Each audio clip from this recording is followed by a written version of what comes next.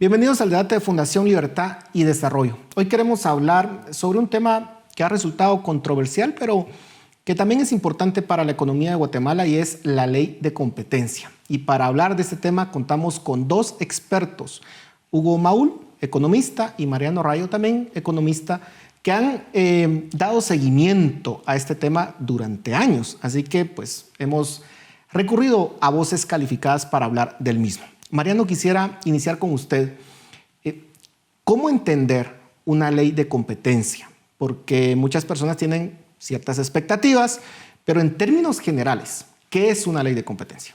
Básicamente, la ley de competencia es el marco legal que establece las líneas del juego o de la cancha donde se va a jugar la actividad económica, estableciendo reglas, estableciendo qué situaciones están prohibidas, qué situaciones se sancionan, y sobre todo el objetivo principal es de que haya un juego limpio dentro precisamente de esa cancha que demarca la ley de competencia. Y aquí tenemos claramente un ejemplo. Hace tiempo que no son los economistas los que discuten la ley de competencia en Guatemala, algo que estaba siendo monopolizado hasta esta entrevista solo por abogados. Así que esta entrevista es una muestra clara de que tienen que haber más participantes dentro de las reglas del juego de competencia. Hugo, ¿qué no es una ley de competencia? Porque también se generan, como insisto, ciertas expectativas respecto al campo de acción que pueda tener una ley de competencia, pero ¿qué no es una ley de competencia? Bueno, añadiendo lo que dice Mariano, una ley de competencia lo que no es un instrumento para mejorar la distribución de los ingresos, es decir, para quitarle a los ricos y darle a los pobres. No es un instrumento que vaya a generar empleo, que vaya a generar inversión, que vaya a generar competitividad.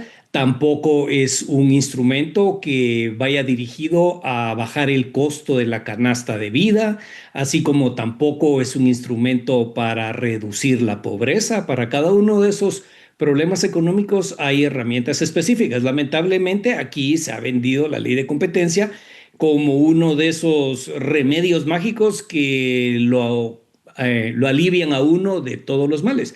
Una ley de competencia, en términos generales, está dirigido a propiciar que los agentes en un mercado, empresas, lo hagan en una manera en la cual no se entorpezcan entre sí utilizando prácticas que van en contra de lo que sería un juego justo. Pero yo diría que de todo lo que he oído yo, la ley de competencia no es absolutamente nada que tiene que ver ni con política fiscal, monetaria, pobreza, redistribución, reforma agraria, etcétera. Mariano, ¿qué aspectos específicos se ven en una ley de competencia? ¿Qué prácticas son las que se prohíben en una ley de competencia? Bueno, si nos vamos a una ley ideal, pues hablaríamos de otras cosas, pero si hablamos específicamente del decreto que fue aprobado por parte del Congreso, lo que encontramos ahí básicamente es un listado de prácticas que algunas se denominan absolutas y las otras de manera diferente, donde, por ejemplo, se prohíbe de que agentes económicos se pongan de acuerdo para fijar el precio de un producto o un servicio, evitando que los consumidores tengan opción de elegir a través del precio.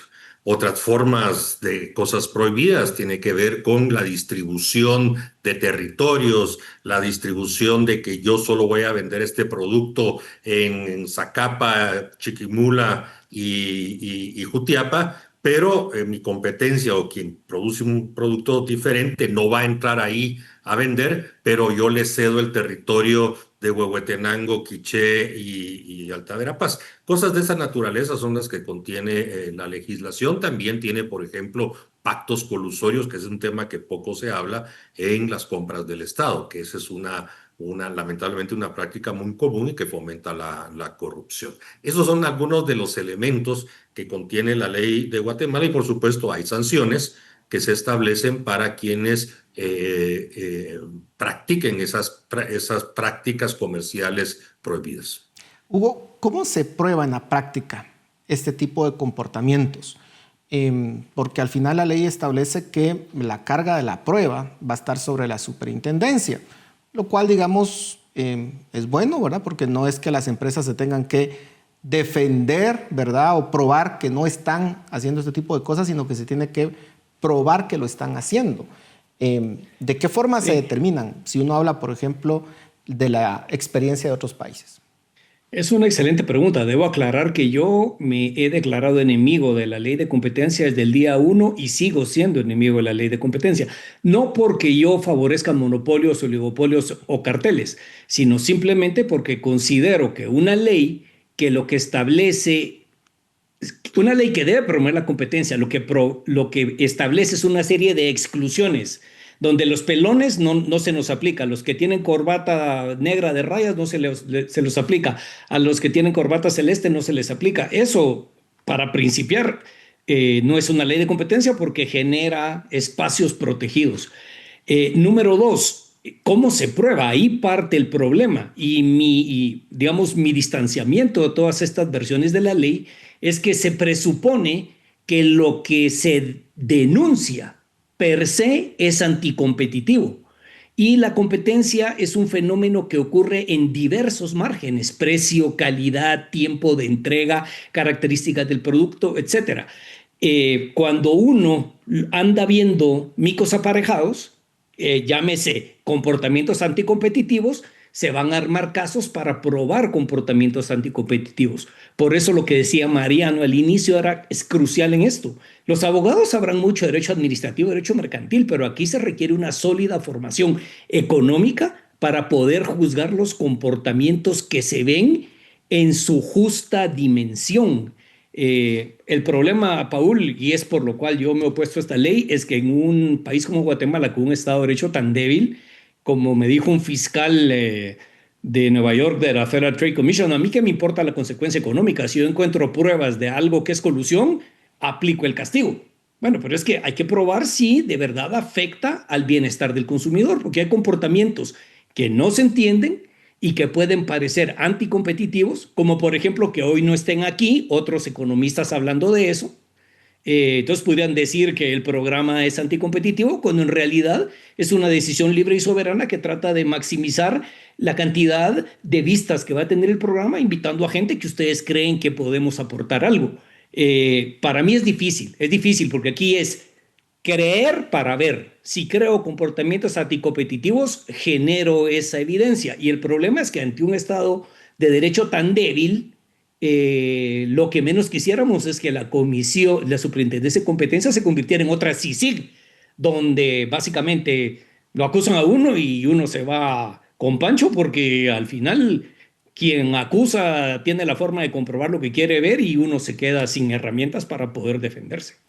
Mariano, en términos prácticos, si no nos pongamos muy técnicos porque digamos, la idea es poder aportar, pero cuando uno ve ciertos modelos económicos, sobre todo de competencia perfecta, teóricos, los precios tienden a ser similares, ¿verdad? Teóricamente. Entonces, si alguien observa eso, podría decir, bueno, si los precios se parecen, seguramente eso es prueba de que se han puesto de acuerdo, lo cual, desde un punto de vista económico, pues sabemos que no necesariamente es así.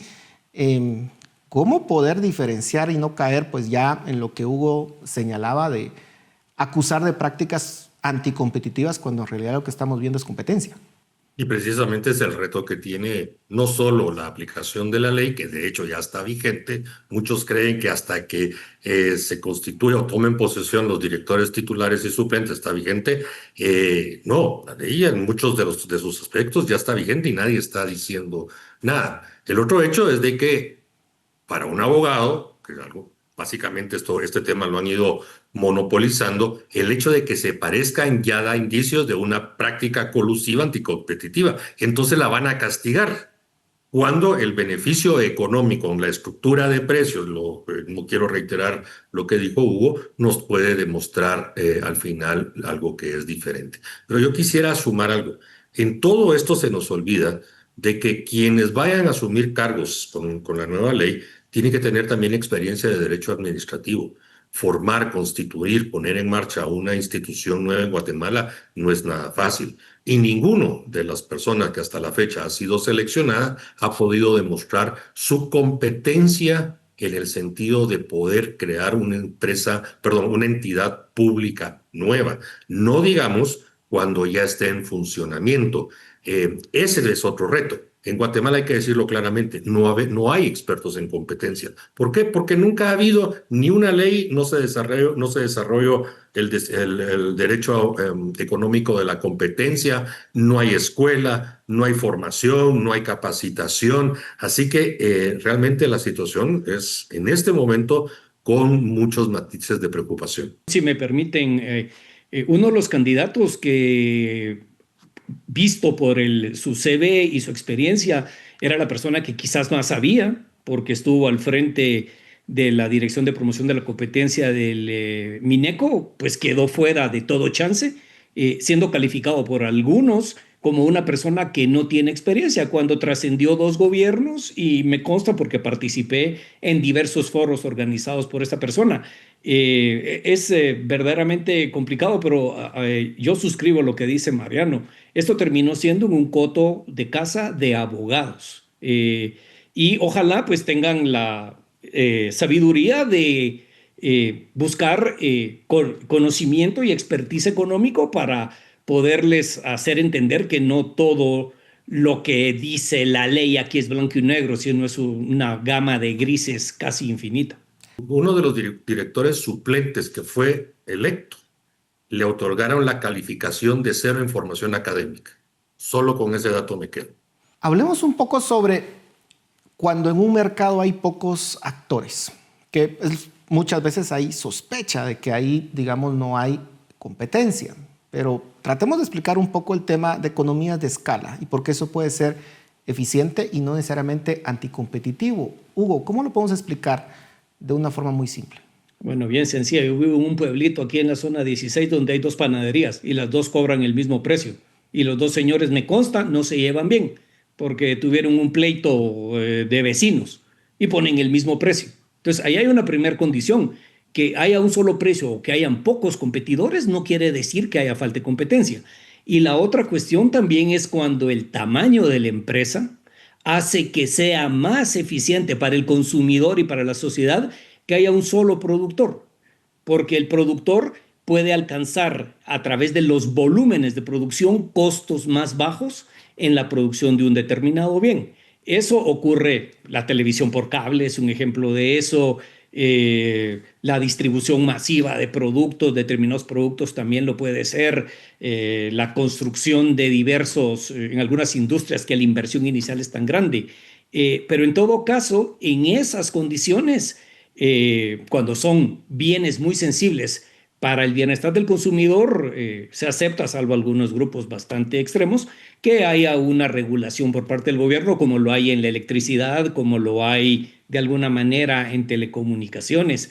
Pero el problema, Paul, es que la inspiración del modelo de competencia viene de una inspiración de lo pequeño es bonito, y mientras más pequeño, más eficiente, y mientras más pequeño, mejor va a servir al consumidor. Eso es una fantasía que tienen en la mente algunos, que no se termina de cumplir. Y yo quiero decir aquí una cosa bien importante.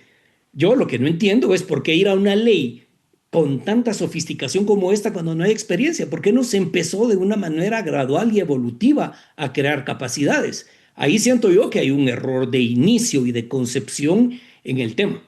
El mismo hecho, Paul, de esta conversación que tenemos muestra la escasa y en algunos casos nulo cultura de competencia en Guatemala. Y a eso me refiero, cosas tan básicas o sencillas que han creado una narrativa.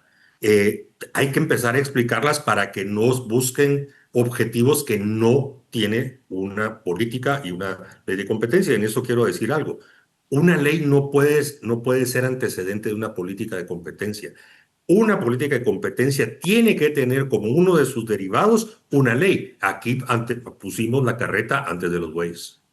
Ahora, hablemos sobre las exclusiones o defensas que permite esta ley. De hecho, en la ley se menciona que una empresa o un grupo de empresas se puede defender por razones de eficiencia. Es decir, básicamente lo que hemos estado hablando en estos momentos, de que pueden haber justificaciones para cierto tipo de prácticas por razones de eficiencia. Pero para esto, pues obviamente hay que comprenderlo. ¿Qué tan efectivo podría ser ese, digamos, salvavidas que pone ahí esta ley para tratar de no ver micos aparejados en donde no lo existe? Hugo. A ver, yo el ejemplo que usaba y exprofeso fui a conseguir aceite de hígado de bacalao, aquí lo pueden ver. Si el aceite de hígado de bacalao es bueno para mí, es bueno para todos, ¿sí? Entonces, los que ofrecen que quieren la ley de competencia, pero quieren exclusiones, entonces, por favor, pues si esto es bueno para todos. Yo creo que esas deficiencias de eficiencia, en todo caso, esas defensas de eficiencia, debieron haber sido objeto de una regulación general y que la compruebe ante las autoridades, pero no dejar ex profeso que fulano, mengano y perencejo, no, porque A, B, C, D, F, G. Ahora, ojo, yo soy enemigo de la ley, yo no quisiera que hubiera ley. Pero si vamos a tener una ley, tiene que ser igual para todos. Porque si no, aquí hay algo gato encerrado, ¿verdad? Porque para unos sí, para otros no. Por eso uso el ejemplo del aceite, digo, de bacalao. Ahora, Mariano. Bueno, perdón, espero que se lo haya disfrutado. Ahora, tan importante es la pregunta que acabas de hacer, de que ese tema de defensas por eficiencia se incrustó después de muchos meses.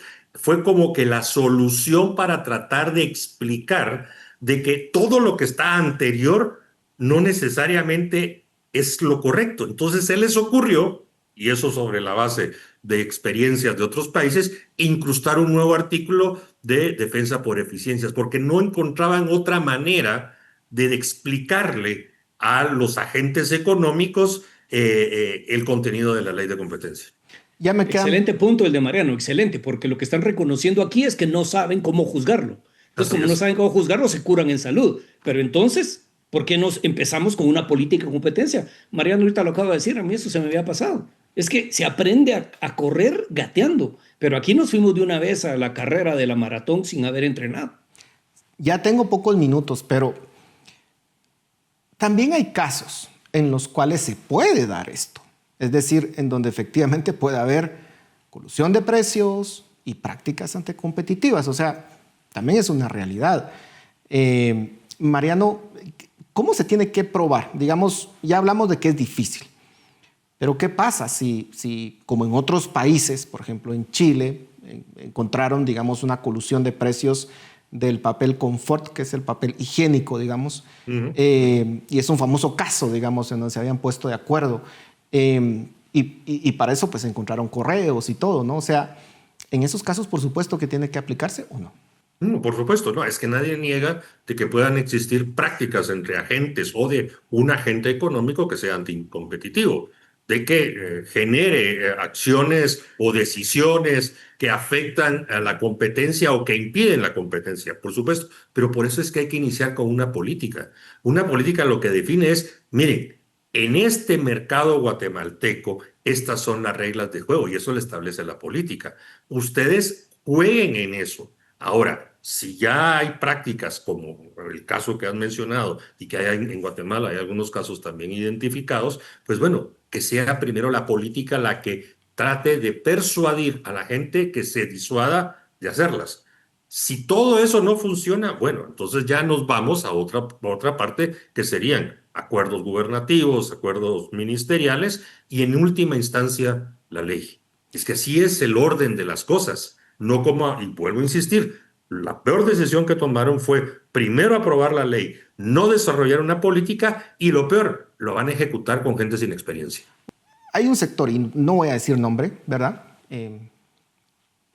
Pero que cuando se comparan precios, digamos, locales versus precios en otros países, las diferencias son enormes.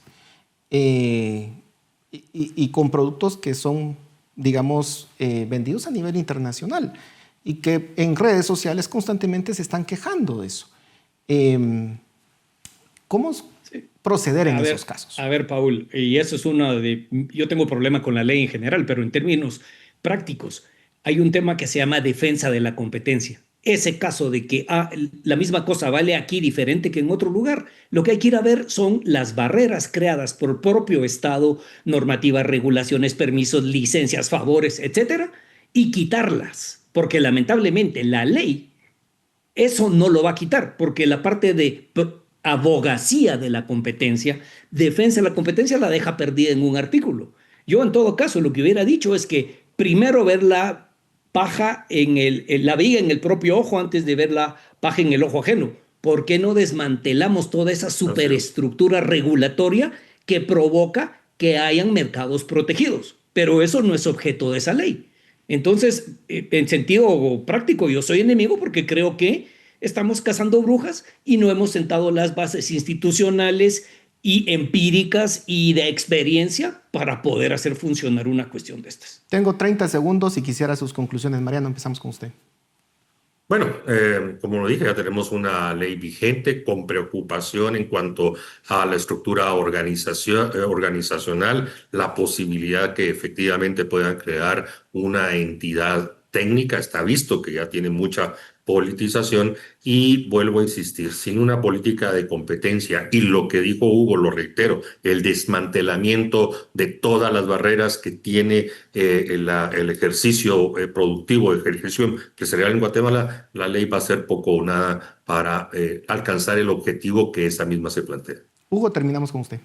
Sí, efectivamente, todos los que vendieron esta ley prometieron el cielo en la tierra y que iba a caer maná del cielo, debieran empezar a poner las expectativas en el lugar correcto y aclarar que esta ley es más bien para casos puntuales, cuando es bien llevada y los efectos realmente no es que con esto Guatemala de repente va a tener un futuro promisorio como nunca ha tenido en los últimos 500 años. Bueno, muchísimas gracias a ambos. Son voces calificadas con mucha experiencia, con una formación de primer nivel. Así que muchísimas gracias por el análisis que nos han hecho la noche de hoy. Y a ustedes en casa, muchísimas gracias por su atención. Nos vemos la próxima semana.